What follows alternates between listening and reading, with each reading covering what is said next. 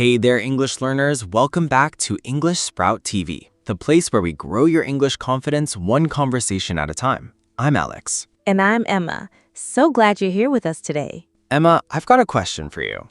Have you ever wanted to say something in English, but you weren't 100% sure? Like, you thought something was true, but you didn't want to sound wrong. Oh, absolutely, all the time, especially when I'm making plans or giving advice. I never know if I should say may, might, or, I don't know, maybe? Right. And then there's that tricky word often. Is it often or often? And where do you even put it in the sentence? Yes, these four little words, may, might, perhaps, and often. They seem simple, but they cause so much confusion. Well, today we're going to fix that. In this episode, we're breaking down exactly how to use may, might, perhaps, and often correctly in real English conversations. No boring grammar rules, just real practice. By the end of this episode, you'll know when to use each one, how to pronounce them naturally, and this is the best part. You'll feel way more confident using them in your own sentences. So grab your headphones, maybe a notebook, and let's get started. Okay, Alex, let's start with the big picture. Why are these four words so confusing for learners? Great question. I think it's because they all live in the same neighborhood of English. They're about possibility, probability, and frequency, but they each have their own personality, you know? Their own personality. I like that. Yeah, think of may and might as two cousins. They look similar, they act similar, but they're not exactly the same. And perhaps is like the older sibling who shows up in formal conversations. And often, well, often is the one everyone mispronounces. Okay, I love this family metaphor. Let's meet the cousins first. May and might. Perfect. Let's start with may. May. Okay, when do I use it? So may is used when something is possible. There's a good chance it will happen, but it's not 100% certain. It's also the most polite way to ask for permission. Give me an example. Sure, let's say we're planning a picnic for Saturday. I look at the weather app and I say, it may rain tomorrow, so let's bring an umbrella. Okay, so there's a real possibility of rain. Not definite, but possible. Exactly. Now here's the thing. When native speakers use may in everyday conversation, they usually mean about a 50 to 60% chance. It's quite likely, but not guaranteed. Got it. What about permission? You mentioned that too. Right. This is super important. May is the formal, polite way to ask for permission, like, may I use your pen, or may I ask you a question? Oh, I always said, can I use your pen? Is that wrong? Not wrong at all. Can is perfectly fine in casual English. But if you want to sound extra polite, maybe at a job interview or talking to your boss or even a stranger, may is better. It shows respect. So, may I come in sounds more formal than can I come in? Exactly. Both work, but may has that extra layer of politeness. Okay, I'm writing that down. Now, what about might? Ah, might. This is where it gets interesting. Might is also about possibility, but it's weaker than may. When you say might, the chance is lower, maybe 30 or 40%. So, if may is 50 to 60%, Then might is more like 30 to 40%, less likely.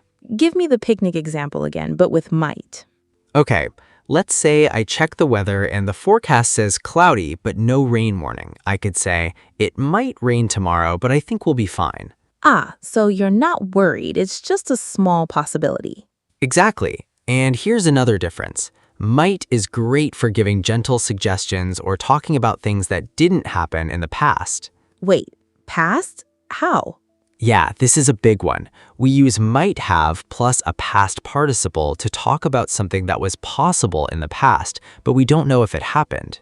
Example, please. Sure. Imagine your friend is late to a meeting. You say, she might have missed the bus. You don't know for sure. It's just a guess about the past. Oh, that's really useful. So, may have works too. Technically, yes, but might have is much more common in modern English when talking about past possibilities. If you say, she may have missed the bus, it sounds a little old-fashioned or very formal.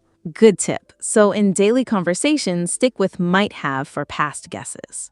Definitely. Let me give you another pair so you can feel the difference. Imagine someone knocks on the door. Okay. If I say, that may be the delivery guy, I think it probably is, like I'm expecting a package. Right. But if I say that might be the delivery guy, I'm not sure. Maybe it's him, maybe it's a neighbor, maybe it's a salesperson. So may equals I'm pretty sure, might equals I'm not so sure. Bingo. That's the simplest way to think about it. Okay, I feel good about may and might now. Let's bring in the polite older sibling, perhaps. Yes, perhaps.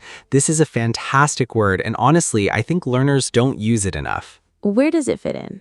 Perhaps basically means maybe. It's a way to show that something is possible, but you're not certain. The difference is that perhaps sounds more formal and elegant than maybe. So instead of saying maybe I'll go to the party, I could say perhaps I'll go to the party. Exactly, and you'd sound slightly more sophisticated.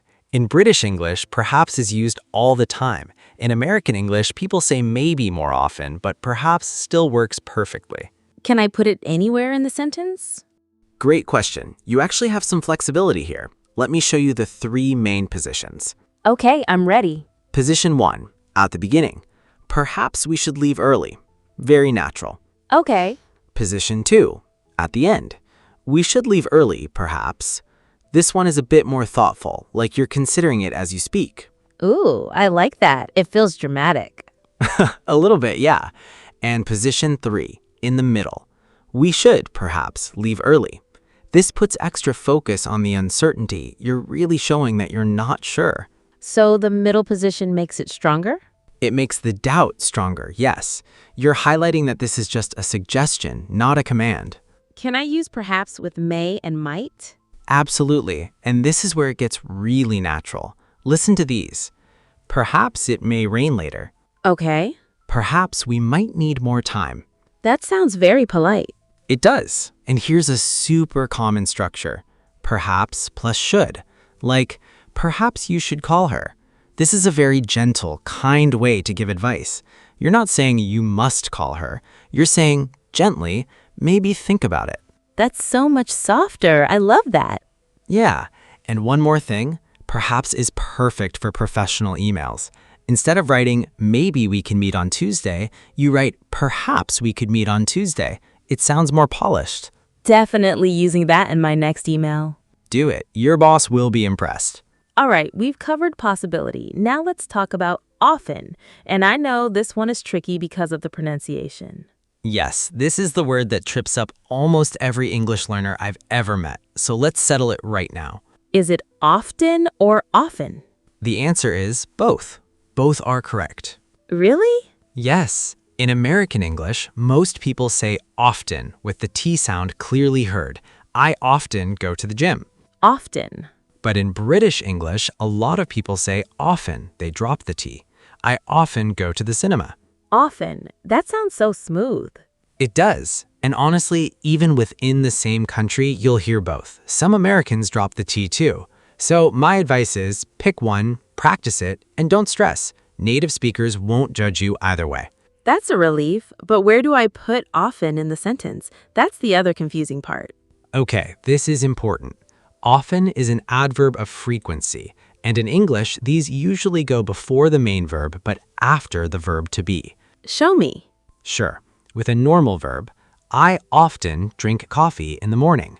The verb is drink, so often goes before it. I often drink coffee. Now with to be, she is often late for work. The verb is, so often goes after it. She is often late. Okay, that makes sense. But here's where learners make a mistake. They sometimes put often at the end of the sentence, like in their native language. For example, I go to the park often. Is that wrong? Not wrong, but it's less common. It puts extra emphasis on the frequency, like you're surprised by how much you do it. In normal conversation, we put it in the middle. I often go to the park. Got it. Middle position for normal conversations, end position for emphasis. Exactly. And here's another tip. Often can go at the beginning of a sentence for a formal or literary feel. Often, the simplest answer is the best one. That sounds like something from a book. It does. Save that one for essays or presentations. What about questions? Do you often? Perfect. Yes. Do you often travel for work? Or how often do you exercise? That how often structure is super useful. How often do you cook at home? I'd say not often enough.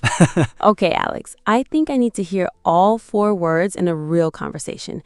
Can we do a little role play? Love it. Let's plan a weekend trip. I'll start. Go for it. So, Emma, I was thinking we might take a drive to the coast this Saturday.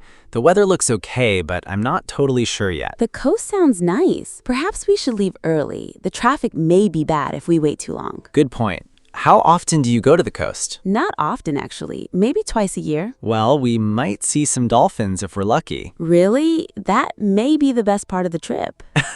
And perhaps we should pack a lunch, just in case the restaurants are crowded. I often make sandwiches when we go on trips. I'll bring some. Perfect. So to recap our plan, we might go to the coast, traffic may be heavy, dolphins might appear, and you often make sandwiches. Perhaps it'll be the perfect day. You just used all 4 words in 10 seconds. I did. And notice how natural it sounds? That's the goal. You don't need to overthink it, just feel the level of certainty. This was so helpful. I can actually imagine myself saying these now. Before we finish, let's quickly go over the 3 biggest mistakes people make with these words. Hit me with them. Mistake number 1, using may and might interchangeably without thinking about probability. Remember, may is more likely, might is less likely. May equals 50 to 60%. Might equals 30 to 40%. Perfect. Mistake number 2, putting perhaps in a weird spot in the sentence and making it sound robotic. Keep it simple. Beginning or middle is best for learners. And third one? Mistake number 3, pronouncing often with stress on the wrong syllable or worrying too much about the T. It's often or often. Both are fine. Just don't say of 10 with stress on the second part. Right. The stress is on the first syllable. Often. Exactly. And one bonus mistake, using often at the end of every sentence, because that's how it works in your language.